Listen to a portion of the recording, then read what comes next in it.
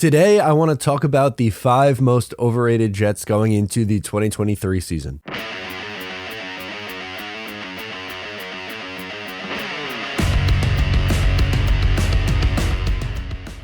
What's up, guys? Matt O'Leary back with another video. Today, I want to get into the overrated Jets. Last week, we did underrated Jets, so now we get to talk about players who maybe are a little bit overrated by fans, and that's okay. Overrated doesn't necessarily mean bad. I think that has to be the caveat, that overrated does not equal bad.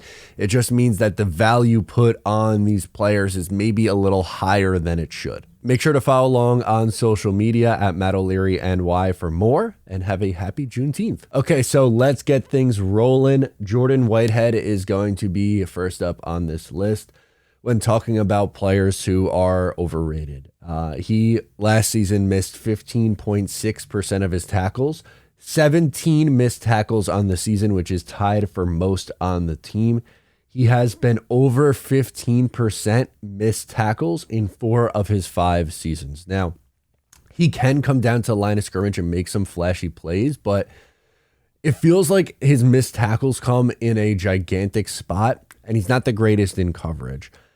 Is he an okay safety? Yes, I guess so, but I think fans put a little bit too much stock into him because he comes from a team that obviously had a really good defense and had a lot of success, and he's a Super Bowl champion. So I think that also plays a factor into the to the level of him being overhyped.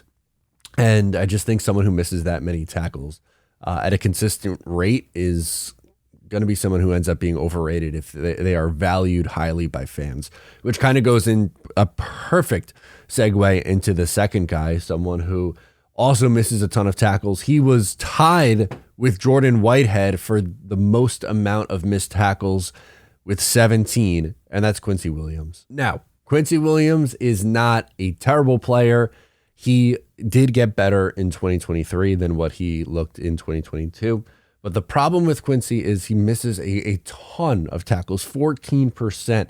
His missed tackle rate went up. Again, I said 17 missed tackles, tied it for the most on the team. Not very good in coverage at all. 85.7 reception percentage, 464 yards, 2 touchdowns, and a 103.8 rating.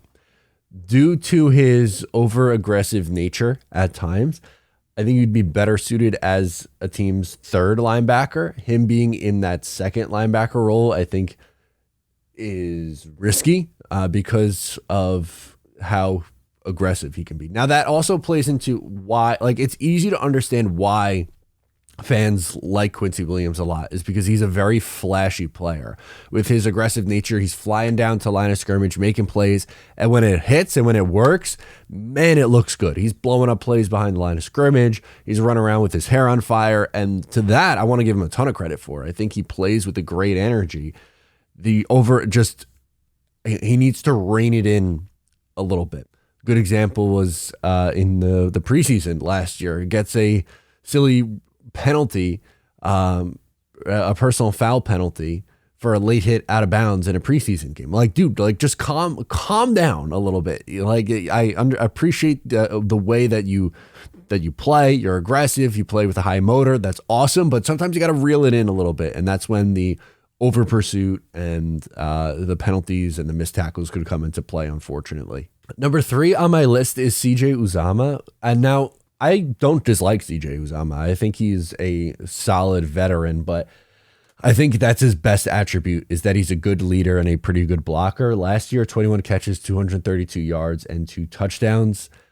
He had a really nice year with Cincinnati right before he hit free agency, and that was kind of like Joe Burrow really popping off. That's when he became the Joe Burrow that we all know and love. And, you know, I just don't think that he is going to put up numbers anywhere close to that ever again. And I just don't know if it's a lock that he's tight end 2. I think Jeremy Ruckert could really make a push to overtake CJ Uzomah as the tight end 2 on this team.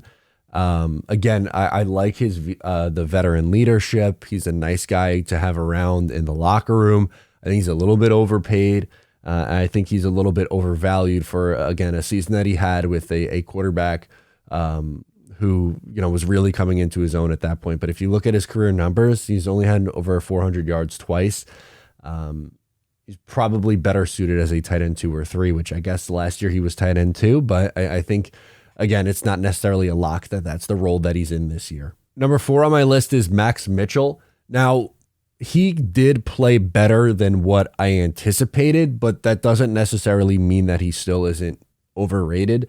Some of the numbers that he put up in 6 games: 14 pressures, 3 sacks, 3 hits, 8 hurries, paced out over a full 17-game season. That would be 40 pressures, 9 sacks, 9 hits, and 23 hurries. Probably not ready to start at this level, which is okay. I think he could be a good swing tackle and someone who could come in and play in a pinch, but I don't think that's someone that you feel comfortable with starting a 17-game season for you at right tackle. Again, if someone gets banged up, he has to play 3 games a season. Can you get by with him? Yeah, of course, absolutely. But I don't think at this point in his career he is a starting caliber player. And again, last year there were some nice moments. He was just a little too inconsistent for me. And I think his numbers show that he wasn't ready. He let up a ton of pressures, let up a ton of sacks. Now, part of the reason is also because of the quarterbacks that the Jets were playing.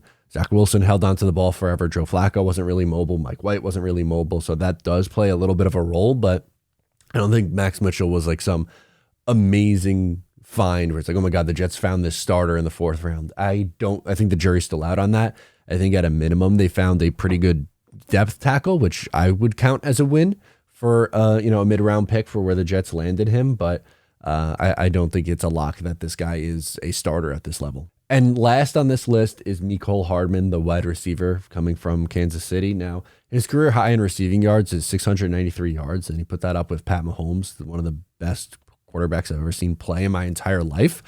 I think that he is best suited to be looked at as the Braxton Berrios replacement. So Berrios is wide receiver, what do you want to call him, 4 or 5 on this team last year. I think that's where Nicole Hardman should fall in, about wide receiver in a perfect world, probably 5.